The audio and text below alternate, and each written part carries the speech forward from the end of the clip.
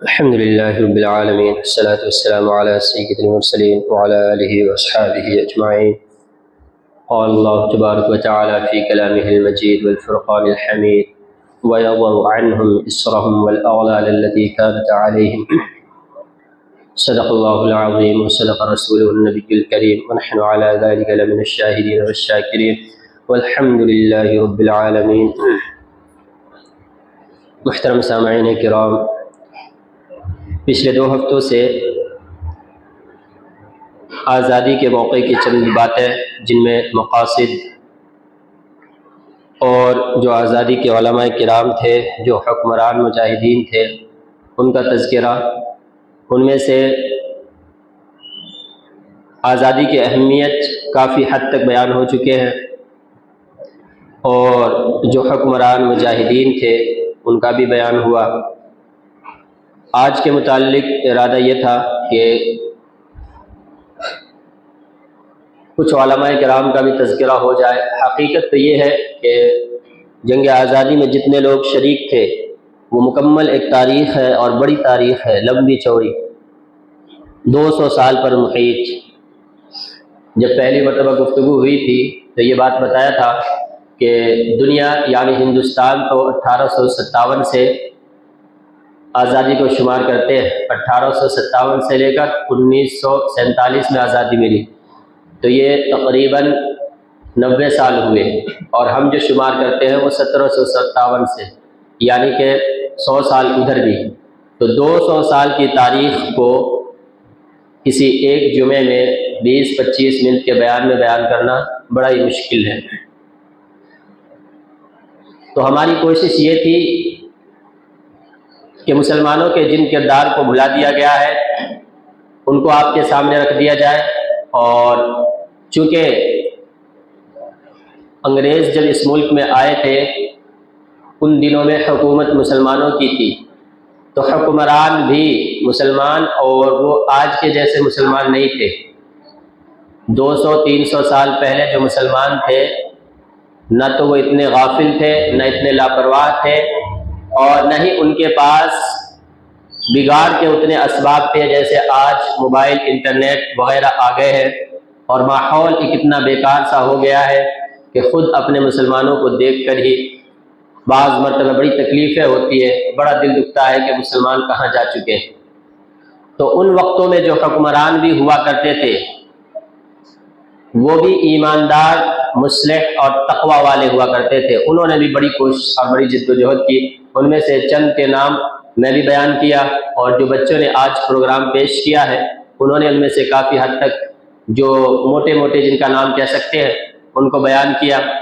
ان میں سے ٹیپو سلطان شہید رحمۃ اللہ علیہ کا نام بطور خاص، اور نواب سراج الدولہ کا نام آیا جو حکمرانوں میں سے ہے، نواب شجاع الدولہ کا نام آتا ہے وہ، اور حضرت بیگم محل یا بیگم حضرت محل کہے، یہ لکھنؤ کی واجد علی شاہ کی بیگم تھی۔ ان کے وفات کے بعد جو ہے انہوں نے خود یعنی عورت ہونے کے باوجود انہوں نے قیادت کی، یعنی کمانڈر بن کے لوگوں کو جہاد پر ابھارا، اور کافی حد تک کامیاب رہی۔ تو ایسے چند حضرات کے نام آئے، ان میں مولوی شریعت اللہ کا، ان کے بیٹے ددو میاں کا، مجنو شاہ، اور بھی ایسے بہت سے نام آئے۔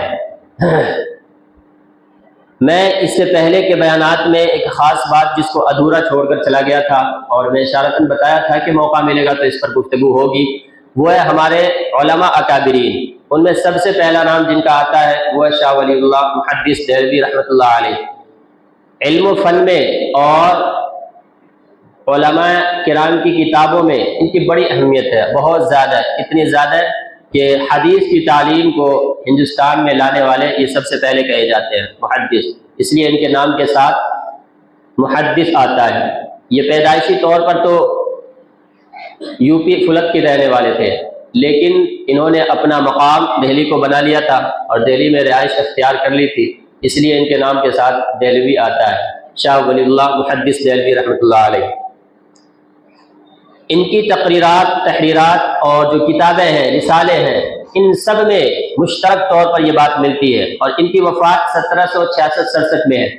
1766-67 میں انہوں نے اپنی زندگی پوری کر لی اور چلے گئے، لیکن اس کے باوجود ان کی فکر مندی کو جب آپ ان کی تحریروں میں دیکھیں گے اور پڑھیں گے تو آپ کو صاف نظر آئے گا کہ انہوں نے صاف لفظوں میں یہ کہہ دیا تھا کہ یہ انگریز جو ہم پر آ کر مسلط ہو گئے ہیں، جانوروں کی صفت والے، اور ہمارے خود اس ملک کے باشندوں کو انہوں نے غلام بنا دیا ہے، یہ کینسر کی طرح ہے اس ملک کے لیے، کینسر۔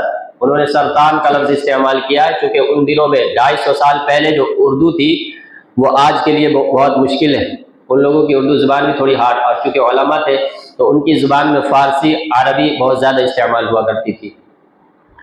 اور اپنے ملک کے رہنے والے باشندوں سے خاص طور پر، چونکہ ان دنوں میں اکثر جگہوں پر کون تھے؟ مسلمان، ان سے، حکمرانوں سے، علماء کے طبقوں سے یہ درخواست کی تھی، اور جہاں ان کو موقع ملتا تھا تقریر کرنے کا، تحریر لکھنے کا، وہ یہ کہتے تھے کہ جب تک اس ملک کے باشندے اس کینسر کا علاج نہیں کر دیتے، اس کو کاٹ کر اس اپنے جسم سے جدا نہیں کر دیتے، تب تک یہ صحت مند اور صحت یاب نہیں ہو سکتے۔ تو اتنے صاف لفظوں میں وہ کہہ کے گئے ہیں۔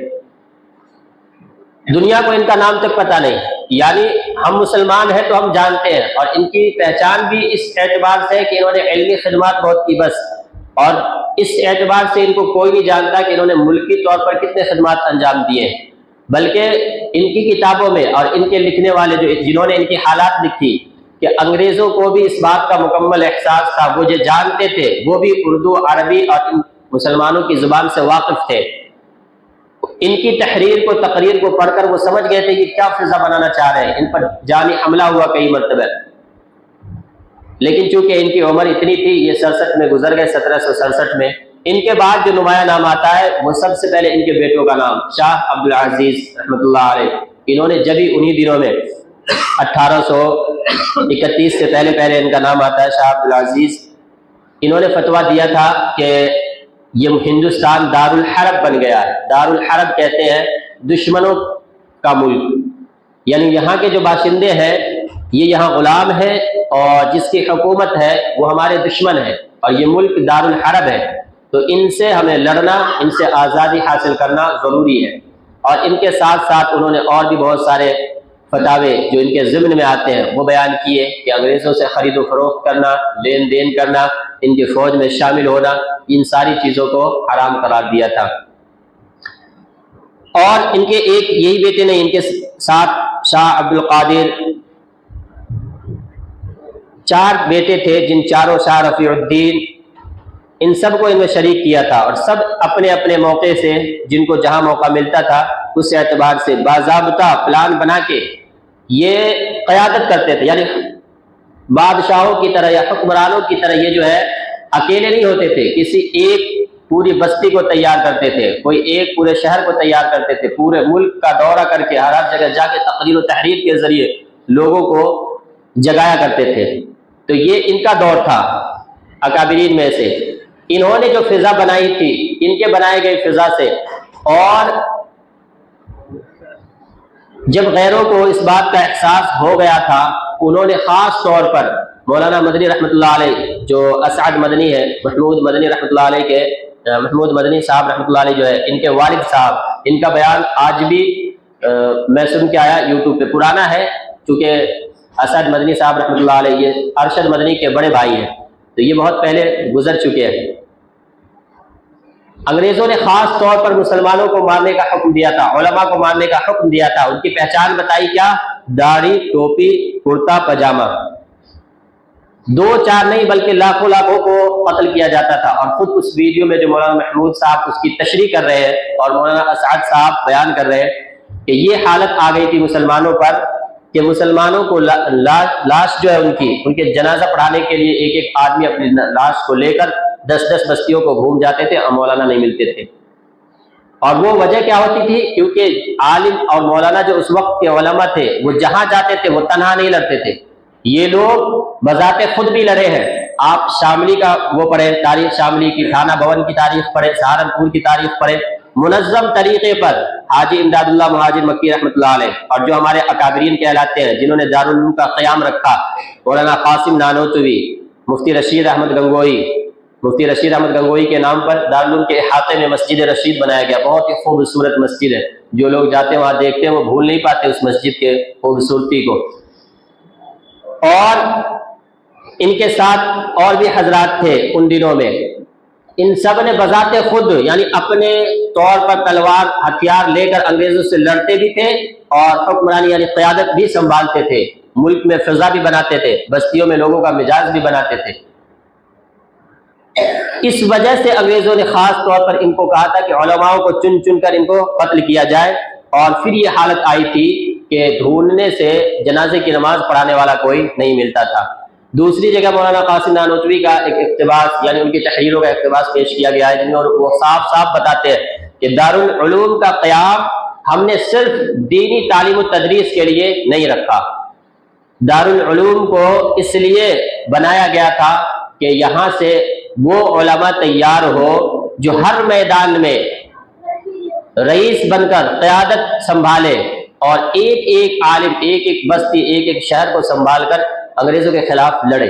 1857 میں جب مسلمان اور غیر مسلم سب نے مل کر مشورہ کیا کہ اب ہمیں انگریزوں سے بغاوت کرنا ہے، اور بغاوت بھی کی، تو ان دنوں میں لڑائی تو کافی اچھی ہوئی اور کافی حد تک ہمارے اکابرین نے مقابلہ کیا تھا انگریزوں کا، لیکن آپ کہہ سکتے ہیں کہ ضمنی طور پر ان میں شکست ہوئی تھی۔ ان میں بہت سے علماء شہید کیے گئے اور بہت سو کو قید کر لیا گیا، جیسے مولانا رشید احمد صاحب کا نام آیا، ان کو بھی سہارنپور میں قید کر کے رکھا گیا تھا۔ ایک دو اور مولانا کا نام آتا ہے کہ جن کو ڈائریکٹ انگریزوں نے قتل کر دیا تھا، مولانا قاسم نانوتوی رحمۃ اللہ علیہ جو اکیلے پڑ گئے۔ کچھ 3 دنوں کا تذکرہ آتا ہے کہ 3 دن وہ چھپے رہے، ان کے خلاف وارنٹ جاری تھا، جہاں ملے ان کو قتل کر دو، شہید کر دو۔ اور وہ اس 3 دنوں میں انہوں نے جو سوچ و فکر اپنی اکٹھا کی کہ ہمیں کرنا کیا ہے۔ ایک طرف دینی قیادت خطرے میں ہے کہ لوگ ڈھونڈ رہے ہیں جنازے کی نماز پڑھانے اور کوئی عالم اور کوئی مولوی ملنے کو تیار نہیں، اور دوسری طرف یہ انگریز ہم پر حکومت کرتے کرتے انہوں نے ہمیں اتنا دبا دیا ہے کہ اب مسلمانوں میں وہ جان اور قوت نہیں بچی۔ دونوں طرح کے لوگوں کو تیار کرنے کے لیے پھر انہوں نے یہ سوچا کہ مدرسہ قائم کیا جائے، اور اس مدرسے کے مقاصد میں یہ چیز ہوگی کہ یہاں صرف علماء نہیں، عالم ہونے کے ساتھ ساتھ وہ ملکی طور پر، سیاسی طور پر ملک کی رہنمائی بھی کر سکے۔ پہلے استاد تھے یہ مولانا قاسم صاحب، دوسرے شاگرد کا نام آتا ہے محمود حسن دیوبندی رحمۃ اللہ علیہ۔ یہ محمود حسن دیوبندی رحمۃ اللہ علیہ، ان کے بھی کارنامے بہت بڑے، اور ان کی بھی ایک مکمل اپنی تاریخ ہے۔ ان کو سالوں سال جیل میں رکھا گیا تھا، مالٹا کا جیل کہتے ہیں، شاید یہی تھا جہاں ان کو ڈالا گیا تھا، اور انگریز ان پر ظلم و ستم کیا کرتے تھے۔ شیخ الہند انہیں کہتے ہیں۔ شیخ الہند کا لقب انہوں نے خود اپنے نام کے ساتھ نہیں جوڑا تھا، عوام نے دیا تھا، یعنی ہندوستان کے جیسے ہندی میں ان کو مہاتما گاندھی کو باپو کہتے ہیں کہ وہ پورے ملک کے باپ ہوئے، تو ایسے ان کو شیخ الہند، پورے ہندوستان کے اصل شیخ اور پیر ان کو قرار دیا گیا تھا، یہ ان کے کارناموں کی وجہ سے۔ سید احمد شہید رحمۃ اللہ علیہ، شاہ اسماعیل شہید، اور ان کے ساتھ بھی اکثر علماء کرام کی ایک جماعت تھی، ان کو بھی تیار کرنے والے مولانا محمود حسن صاحب اور جو حاجی امداد اللہ مہاجر مکی رحمۃ اللہ علیہ کی قیادت میں تھے، ان کو تیار کر کے بھیجا گیا تھا کہ یہ ملک بھر کا دورہ کرے، ہر جگہ لوگوں کو تیار کرے، اور یہ لوگ شہید ہوئے تھے یہاں بالا کوٹ کی پہاڑیوں میں جو جنگ ہوئی تھی وہاں، تقریباً 3000 افراد تھے ان کے ساتھ، اور یہ 1831 کی اسی ترتیب سے ساری باتیں آ رہی ہے۔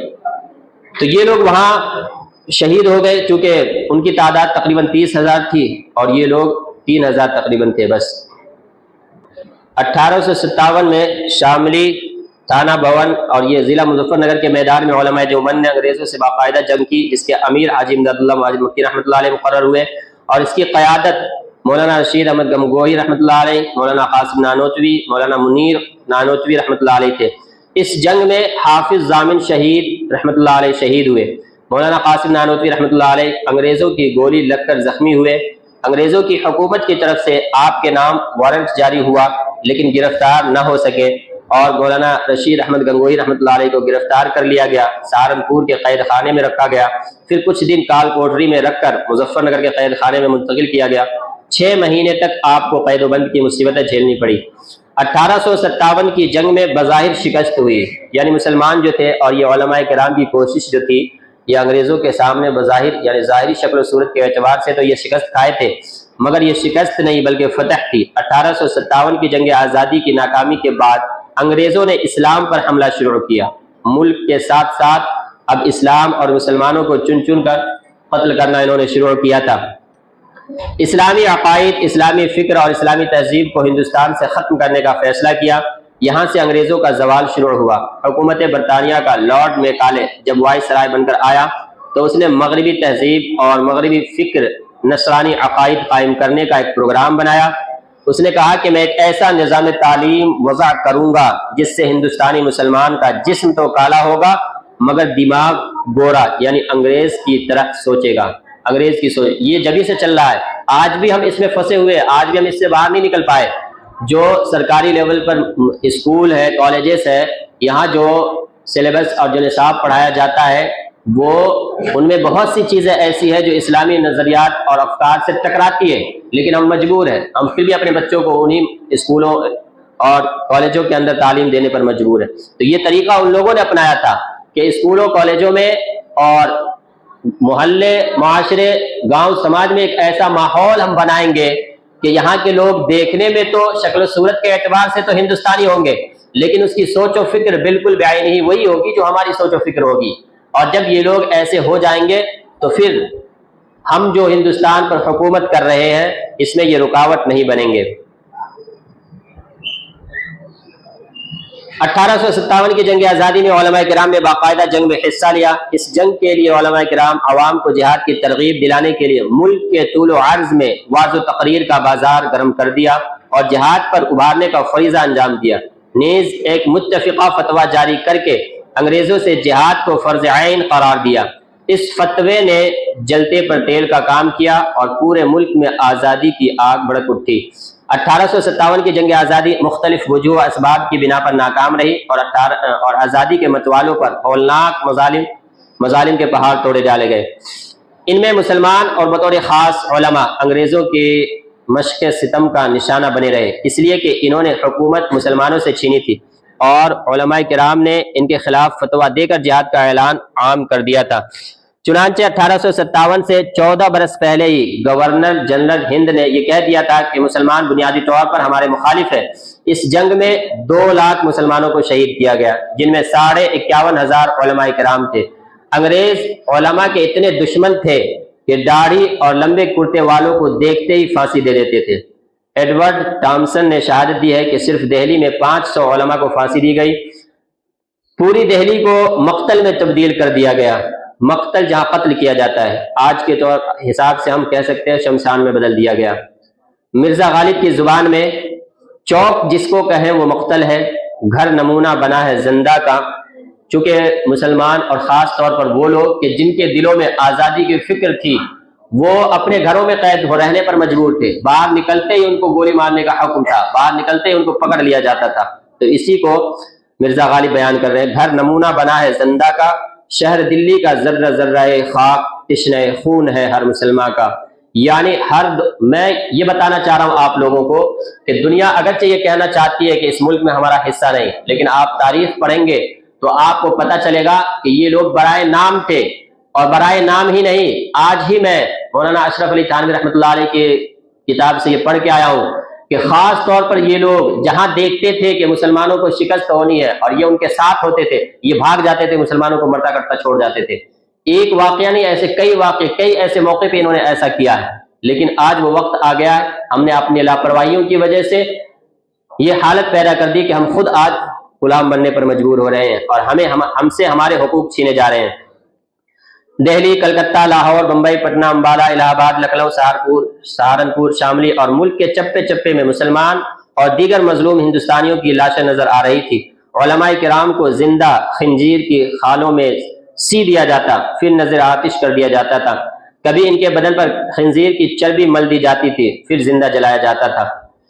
یہ وہ چند باتیں ہیں، انہوں نے بھی اتنی کھل کے بات نہیں کی۔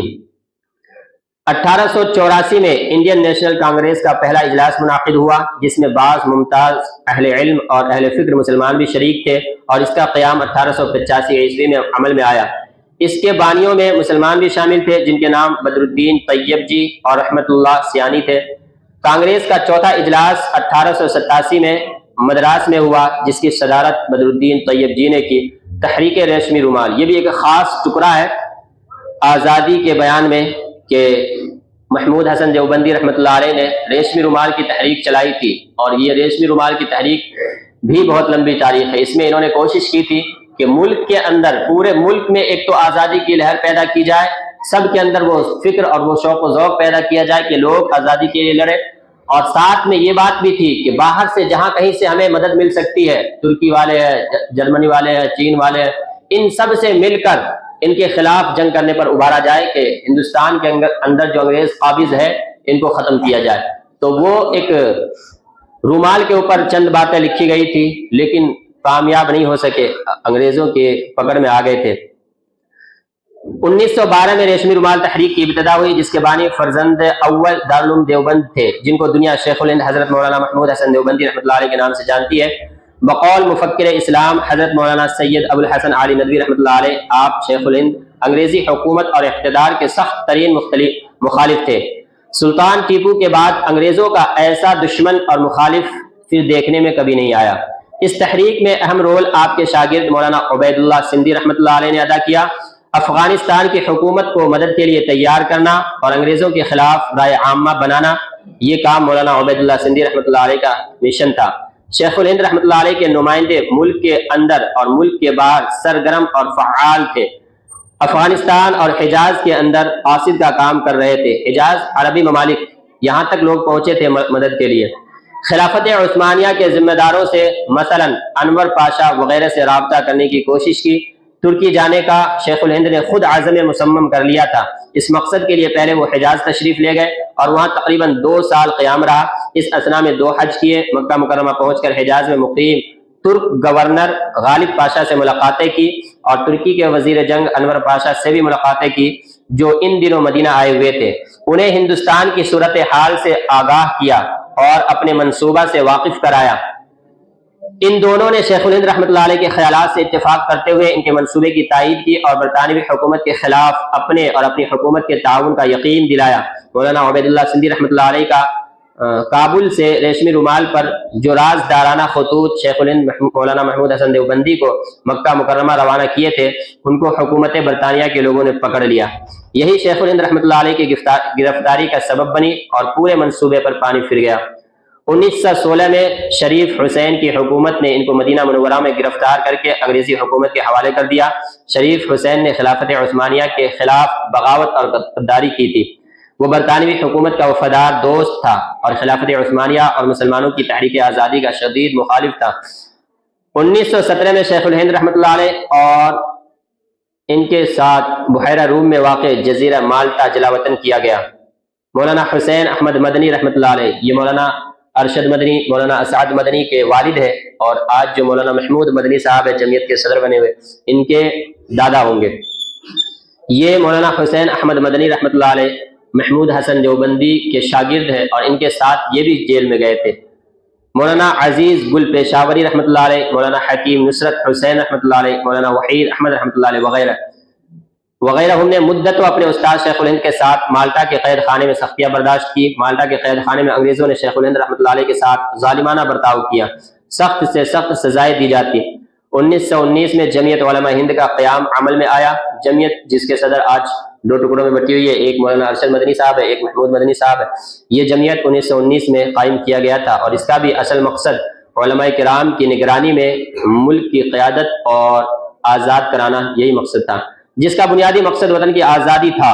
شیخ الہند رحمۃ اللہ علیہ کی رہائی کے بعد سب سے پہلے 29 جولائی 1920 کو ترک موالات کا فتویٰ شائع کیا گیا۔ ترک موالات وہی کہ انگریزوں سے خرید و فروخت، لین دین، ان کے ساتھ جنگوں میں شریک ہونا، اس کو کہتے ہیں موالات۔ یہ ساری چیزیں حرام کر دی گئی تھی اس فتوے سے۔ 1919 میں جلیانوالہ باغ سانحہ ہوا جس میں کئی افراد ہلاک ہوئے۔ انہی ایام میں تحریک خلافت وجود میں آئی جس کے بانی مولانا محمد علی جوہر تھے۔